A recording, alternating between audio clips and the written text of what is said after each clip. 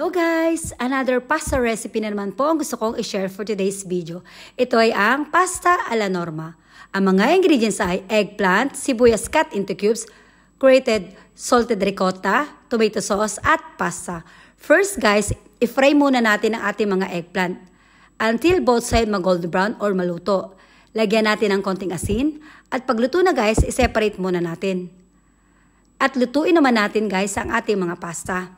Guys, yung pasta, depende kung ilang minutes na nabili yung pasta. Habang niluluto natin guys ang ating pasta, lutuin naman natin ang ating tomato sauce.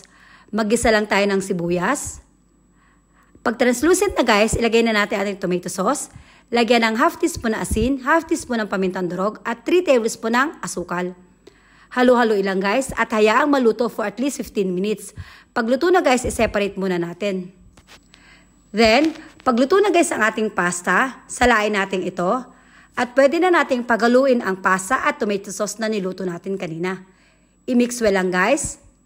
Then, pwede na nating ilagay ang eggplant na finry natin kanina. I-mix well lang ito. At lagyan ng ricotta. Then, wala! Ready na ang ating pasta alla norma. Madali lang diba guys? Try nyo na at matikman yung sariling version. Thanks for watching guys. Ingat po kayo lagi. God bless. Bye!